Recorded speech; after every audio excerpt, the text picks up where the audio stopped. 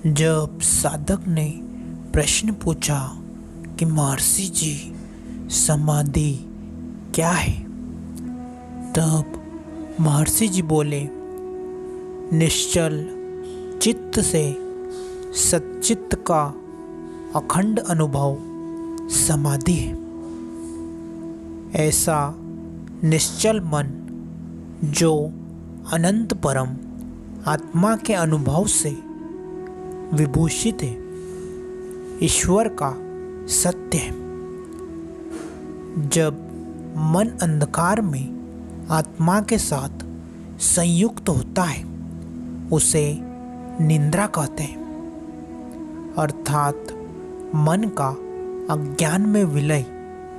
सभान जागृत अवस्था में ऐसा सभान संयोग समाधि है। जागृत अवस्था में निरंतर आत्मा में स्थिति करना ही समाधि है। महर्षि जी कहते हैं, निद्रा भी आत्मा में स्थित है, किंतु अभान अवस्था में सहज समाधि में योग अखंड होता है। जब साधक ने प्रश्न किया कि महर्षि जी, केवल निर्विकल्प और सहज निर्विकल्प समाधि क्या है, तब महर्षि जी बोले, नष्ट न हुए मन का आत्मा में विलय केवल निर्विकल्प समाधि है। इस अवस्था में मनुष्य वासनाओं से मुक्त नहीं होता, अतः उसे मोक्ष प्राप्त नहीं होता।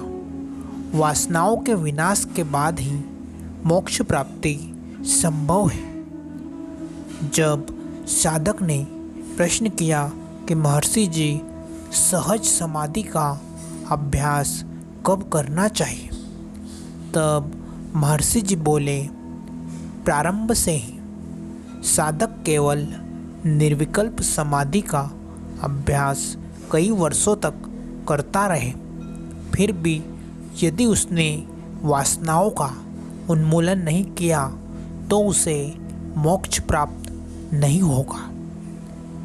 जब साधक ने प्रश्न किया कि महर्षि जी, कृपया सविकल्प तथा निर्विकल्प का भेद स्पष्ट कीजिए, तब महर्षि जी बोले, उच्चतम अवस्था में रहना समाधि है। मन के विक्षेपों के कारण जब वह प्रयत्न के साथ होती है तो सविकल्प है, तथा जब ये विक्षेप नहीं होते तो निर्विकल्प है।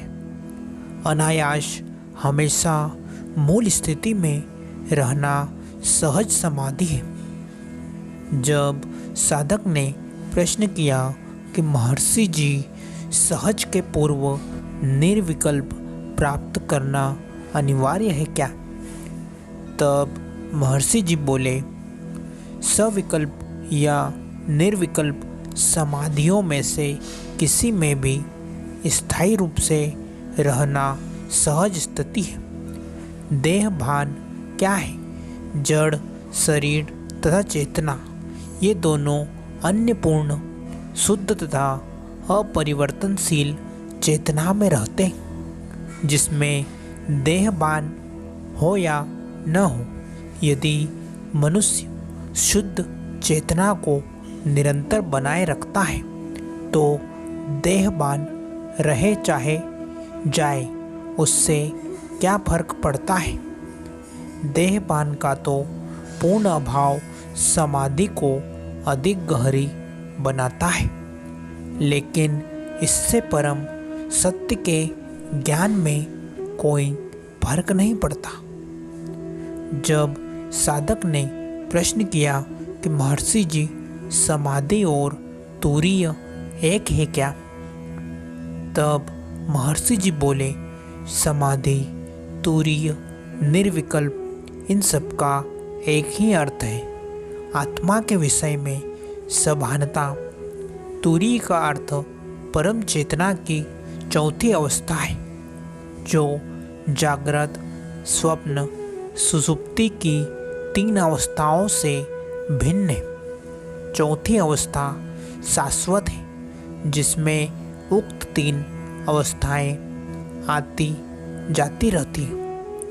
तुरीय में यह भान अविच्छिन्न रूप से बना रहता है कि मन अपने जन्म स्थान यानी कि हृदय में विलीन हो गया है और वहाँ शांत हो गया है।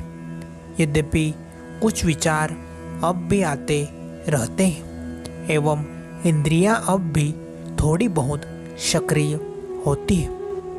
निर्विकल्प में इंद्रियां पूर्ण रूप से निष्क्रिय होती है एवं विचारों का भी पूर्ण अभाव होता है।